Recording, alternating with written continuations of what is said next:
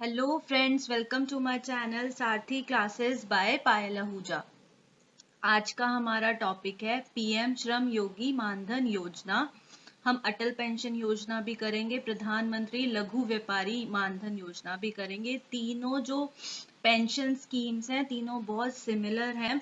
और जब मैंने आपको पीएम किसान मानधन योजना पढ़ाया था, जब भी बताया था कि ये दोनों स्कीम श्रम योगी मानधन योजना और किसान मानधन योजना बहुत सिमिलर है, तो इसीलिए मैंने ये तीनों इकट्ठे ही ले ली कि आपको एक समझ भी आ जाएगा, थोड़ा कंपैरिजन भी पता चल जाएगा।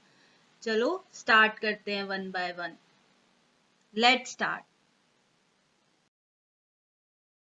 प्रधानमंत्री श्रम योगी मानधन योजना पेंशन स्कीम है फॉर अनऑर्गेनाइज्ड वर्कर्स के लिए। मानधन से आप क्या समझते हैं? Money with respect.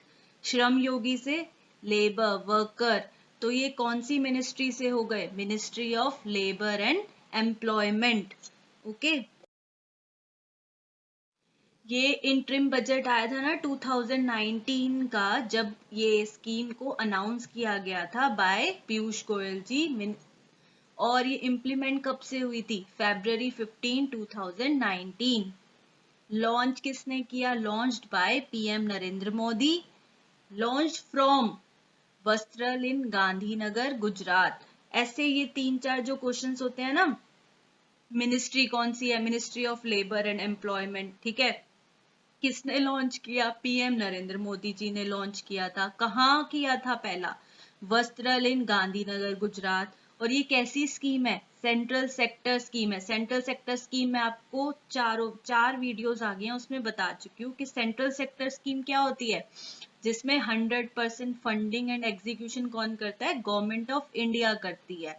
ठीक है, और इसको इम्प्लीमेंट कौन कर रहा है? Life insurance corporation, LIC of India.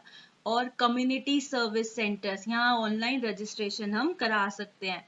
और पेंशन फंड मैनेजर कौन है? LIC। ये जो आपके 6-7 क्वेश्चंस बन गए हैं, जो आपको ये फैक्चुअल क्वेश्चन है जो आपसे एग्जाम्स में पूछे जा सकते हैं। जैसे मिनिस्ट्री कौन सी है, किसने लॉन्च किया, कहाँ लॉन्च हुई पहली बार, कौन सी स्कीम है? सेंट्रल सेक्टर स्कीम है।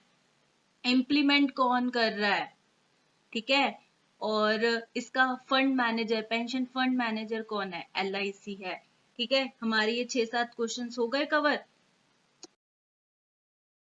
आगे चलते हैं। एलिजिबिलिटी। एलिजिबल कौन है? एलिजिबल अनऑर्गेनाइज्ड वर्कर है। ये पेंशन स्कीम है ही किसके लिए? Pension scheme for unorganised workers के लिए। जैसे होम बेस्ड वर्कर्स हो गए हमारे, स्ट्रीट वेंडर्स हो गए, मिड डे मील वर्कर्स हो गए, हेड लोडर्स हो गए, लैंडलेस लेबरर्स हो गए। ठीक है, ऐसी जैसे टेलर्स हो गए। ठीक है, जिनकी मंथली इनकम क्या हो? 15,000 से कम हो, वो सारे इस स्कीम में एलिजिबल हैं और इसके बेनिफिट वो क्या कर सकते हैं? अवेल कर सकते हैं। और इसमें एंट्री एज ग्रुप क्या है? 18 to 40 ईयर्स। हमने किसान मानधन योजना में भी यही पढ़ा था ना कि एज ग्रुप क्या है? होता है 18 to 40 ईयर्स। ठीक है, मिनिमम 18 और मैक्सिमम 40। अब इसमें क्या क्या रिक्वायर्ड है?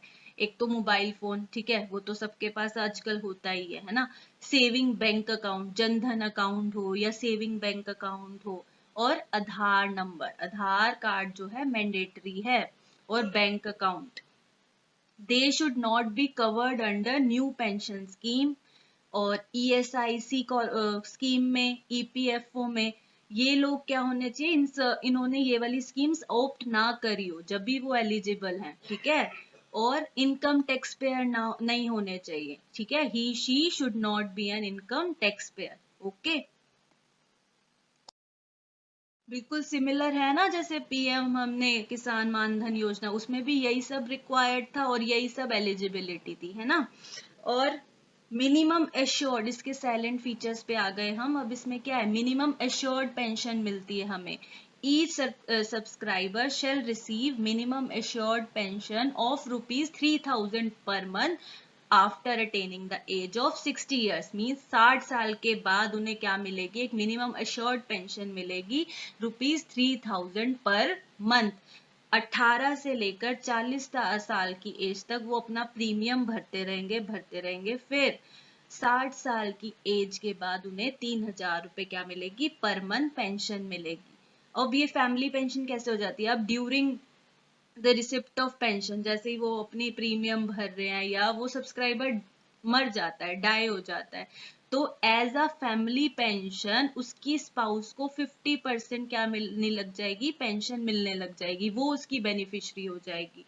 ठीक है, family pension is applicable only to spouse. ठीक है, if a beneficiary has given regular contribution and died due to any cause before age of 60 years, मतलब 60 साल से पहले ही वो मर जाता है अगर, और उसका रेगुलर कंट्रीब्यूशन है, तो क्या होगा, या तो उसकी बीवी उसे कंटिन्यू कर सकती है या पति, ठीक है, उसकी जो स्पाउस होगी वो कंटिन्यू कर सकती है, ज्वाइन कर सकती है स्कीम को, या तो विड्रॉ कर सकती है, एग्जिट एंड विड्रॉ कर सकती है स्कीम को। ठीक है, अब कंट्रीब्यूशन की बात आ गई।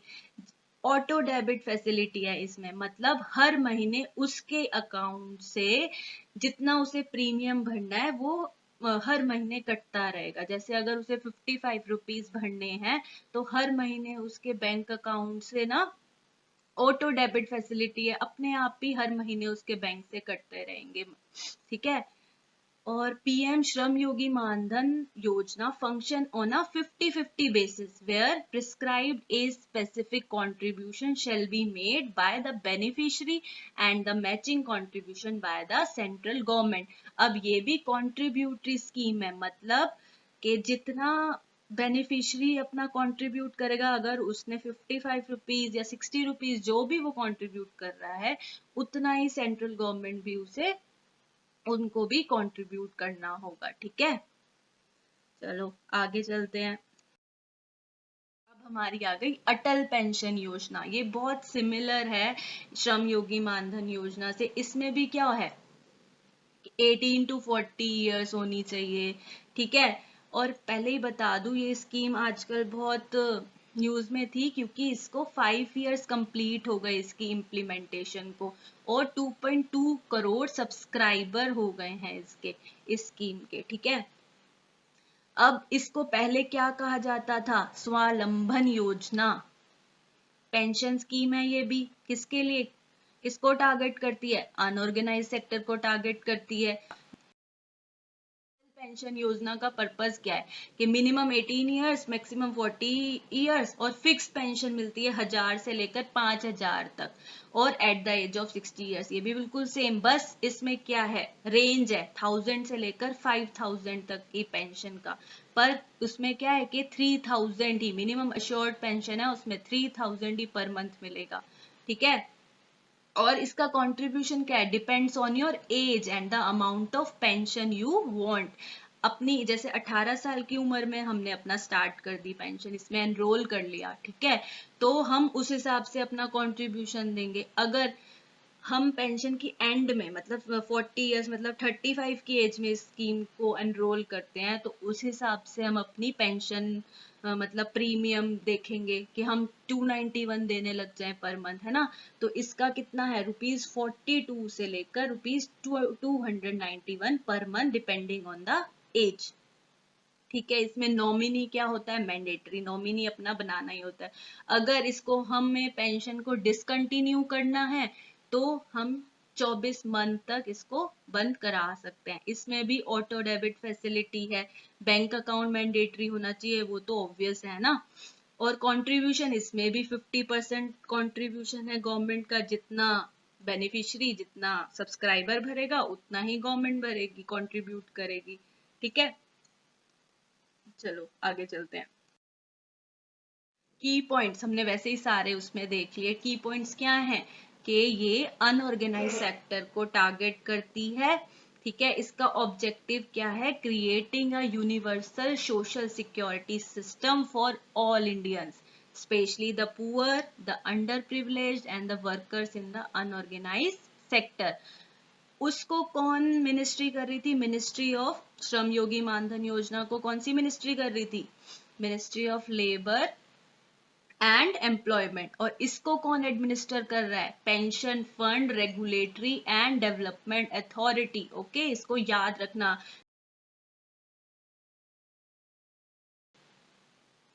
Pension fund regulatory and development authority. और इसमें एलिजिबल कौन है? वही 18 to 40 ईयर्स के सिटीजन ऑफ इंडिया होना चाहिए, 18 साल मिनिमम एज और मैक्सिमम 40 ईयर्स। और फिर पेंशन कब मिलेगी? जब वो 60 ईयर्स को अटेन कर जाएगा, 60 साल के बाद उसे पेंशन मिलना स्टार्ट हो जाएगी। बेनिफिट्स क्या है इसके? कि इसमें एक रेंज है, minimum guaranteed pension ranging from ₹1000 to 5000 on attaining 60 years of age. ठीक है। अब the amount of pension is guarantee for life time to the spouse on the death of the subscriber. अब श्रम योगी मानधन में क्या था? अगर उस सब्सक्राइबर की डेथ हो जाती है तो उसके स्पाउस को एज अ फैमिली पेंशन 50% मिलेगा। ठीक है। और अगर दोनों की डेथ हो जाती है तो गवर्नमेंट के पास पैसा चला जाएगा। ठीक है। पर इसमें क्या है कि अगर सब्सक्राइबर की डेथ हो जाए तो लाइफ टाइम के लिए उसकी वाइफ को पेंशन मिलने लग जाएगी। ठीक है। अगर दोनों की डेथ हो जाए तो entire pension corpus is paid to the nominee. मतलब जो उसने अपना नॉमिनी रखा होगा ना, अपने रजिस्ट्रेशन में उसने लिखा होगा कौन मेरा नॉमिनी है, मैंडेटरी है, क्योंकि उसको सारा पैसा चला जाएगा। ठीक है। आगे चलते हैं। अब हमारी आ गई प्रधानमंत्री लघु व्यापारी मानधन योजना। ये कैसी स्कीम है? ये वॉलेंटरी और कंट्रीब्यूशन स्कीम है। ये भी एक सेंट्रल सेक्टर स्कीम है। सेंट्रल सेक्टर स्कीम मतलब 100% funding and execution by government of India. इसमें भी 18 से 40 की एज होनी चाहिए, अटेनिंग एज ऑफ 60 ईयर्स। उसको ₹3000 की क्या मिलेगी? Monthly minimum assured pension. ठीक है। अब इसमें एलिजिबल कौन है? जैसे उसमें अनऑर्गेनाइज सेक्टर थे, इसमें है हमारे लघु व्यापारी। लघु मतलब जिनका टर्नओवर 1.5 करोड़ से कम हो, उन्हें हम क्या कहते हैं? लघु व्यापारी। जैसे हमारे रिटेलर्स हो गए, ट्रेडर्स हो गए। ठीक है। स्मॉल शॉपकीपर्स वाले हो गए। ठीक है। और इसमें कोई स्कीम में कुछ ज्यादा डॉक्यूमेंट्स रिक्वायर्ड नहीं है, सिर्फ एक बैंक अकाउंट और आधार कार्ड।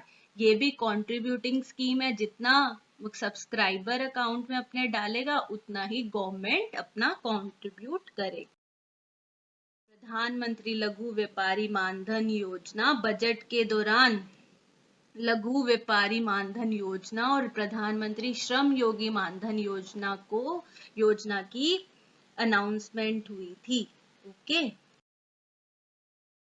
एलिजिबिलिटी क्या है? सारे मैंने आपको बताया कि सारे retailers, traders, self employed person, small shopkeeper जिनका जीएसटी टर्नओवर कितना हो, बिलो 1.5 करोड़ 1.5 करोड़, वो क्या कर सकते हैं? इस स्कीम को एनरोल कर सकते हैं between the age of 18 to 40 years.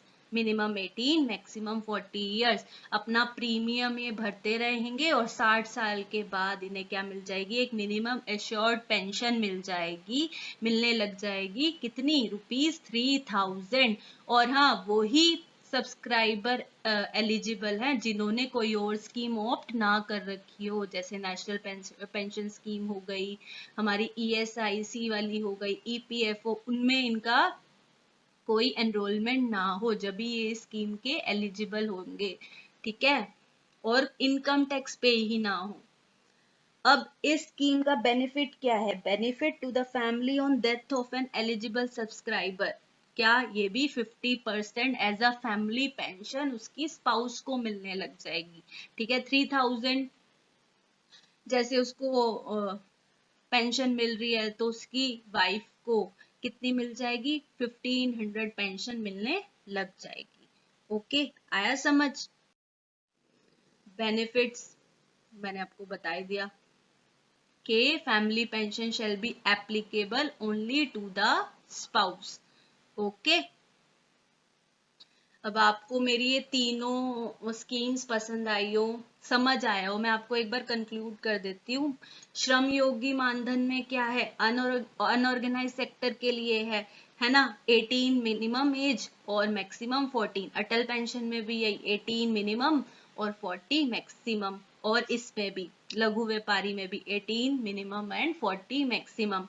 ठीक है, लघु व्यापारी कौन होते हैं, किन के लिए एलिजिबल है, कौन है एलिजिबल, रिटेलर्स, ट्रेडर्स, है ना, स्मॉल शॉपकीपर जिनका टर्नओवर कितना हो 1.5 करोड़ से कम हो। श्रम योगी में सारे अनऑर्गेनाइज सेक्टर के, जैसे हमारे रिक्शा पुलर्स हो गए, हमारे स्ट्रीट वेंडर्स हो गए, मिड डे मील वर्कर्स हो गए, लेबरर्स हो गए, वो सारे किस में आ जाते हैं, श्रम योगी में। और अटल पेंशन योजना में अनऑर्गेनाइज सेक्टर भी आ जाते हैं, पुअर भी आ जाते हैं और अंडर प्रिविलेज्ड वर्कर्स भी आ जाते हैं। ठीक है, श्रम योगी में भी 3000 ही है pension attaining the age of 60 years, और लघु व्यापारी में भी 3000 per month attaining the age of 60 years. But Atal pension Yojana में क्या है, एक मिनिमम रेंज है गारंटी पेंशन की, ₹1000 से 5000 तक। आ गया समझ? तो आपको मेरा ये पसंद आया हो तो like, share and subscribe my channel and press the bell icon कि आपको सारी नोटिफिकेशन आती रहे, मेरी सारी जो नई वीडियोस अब आने वाली हैं वो आपको पता चलता रहे। Thank you so much.